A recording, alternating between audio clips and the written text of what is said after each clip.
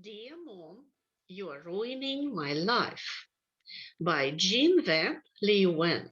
Chapter 2, read by Н.Бизова, Троєщина Gymnasium, Kyiv, Ukraine, 2021. Chapter 2, Part 2. Be ready to answer the questions after listening. Why does it feel odd standing with kids at the bus stop? What can Rebecca's smile mean? What jeans are the latest style? What does Katie wear on the first day of school? What do Sam and Katie talk about? These thoughts were swirling around in Sam's head as she got to the bus stop. She was the biggest kid there, she saw immediately. She'd known she would be, since Marcy Atwood, from across the street, now rode the junior high bus. Still, it felt odd standing there with 7 little kids towering over them like another hen with a flock of chicks. They were all dressed in their first day of school clothes, bubbling with excitement, obviously not worried about a thing.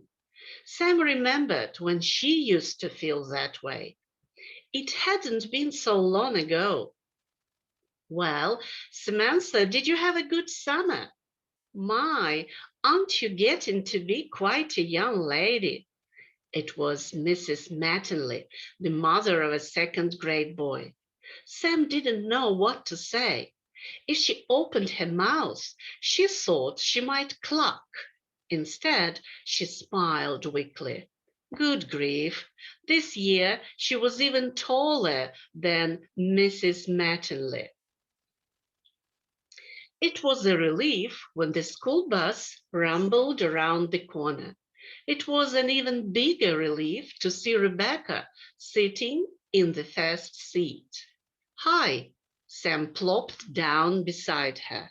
Hi, Rebecca smiled.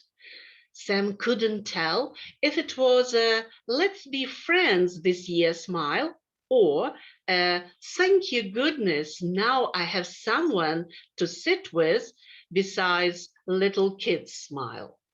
How was Mother's vineyard? Sam asked her. Fantastic. How was Long Lake? Terrific. Actually, it had been boring. It had rained almost every day, and there was nothing to do. Her mother and father had read books and talked about how great the air was, and Bradley had gone fishing. I met a cute boy, said Rebecca. His family had the house next to ours. His name was Michael. While Rebecca talked about Michael, who looked exactly like the movie star Matt Moon, even though he was only 13, Sam checked out her clothes. Rebecca was not wearing a bra. Sam could tell, no shoulder straps. She had on plain white socks, all baggy and falling down. Either she'd put on her father's jogging socks by mistake, or this was a new style. Sam crossed her legs, trying to cover her hot pink socks.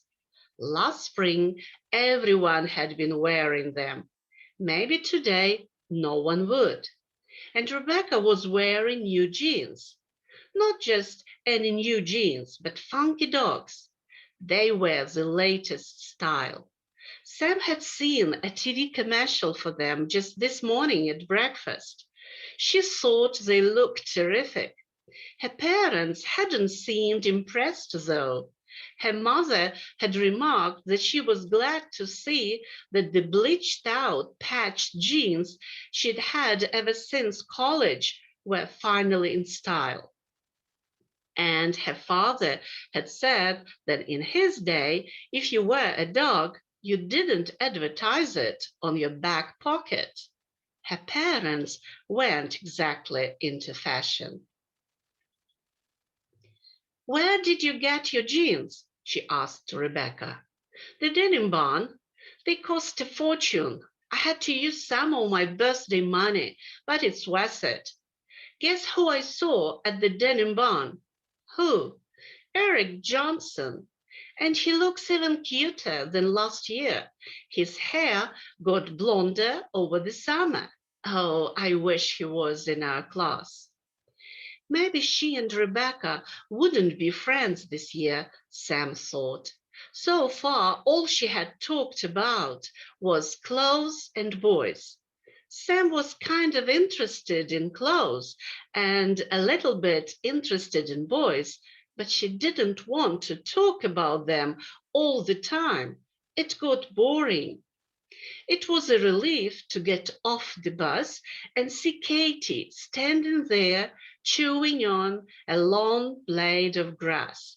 She was wearing one of her normal Katie outfits, paint-splashed overalls that had once belonged to her older brother, and a striped dress shirt of her father's with the sleeves rolled up. Katie never went clothes shopping. She just wore leftovers from the rest of her family. Don't you think it's weird, she said, frowning, that grass is always the same shape? You never see round grass or oblong grass. It's always long and thin. That's why it's called a blade, Sam said. Hey, that's right. Only Katie could be thinking about blades of grass on the first morning of 6th grade. Sam was glad to see her. They walked together through the crowded, noisy hallway and up the stairs to Mrs. Pinckney's room. Sam and Katie found seats together near the window. Hardly anyone was there yet, not even the teacher. Good. I can finish my book, said Katie, digging out a science fiction paperback from her knapsack. Now, be ready to answer the questions after listening. Why does it feel odd standing with kids at the bus stop? What can Rebecca's smile mean? What jeans are the latest style? What does Katie wear on the first day of school? What do Sam and Katie talk about?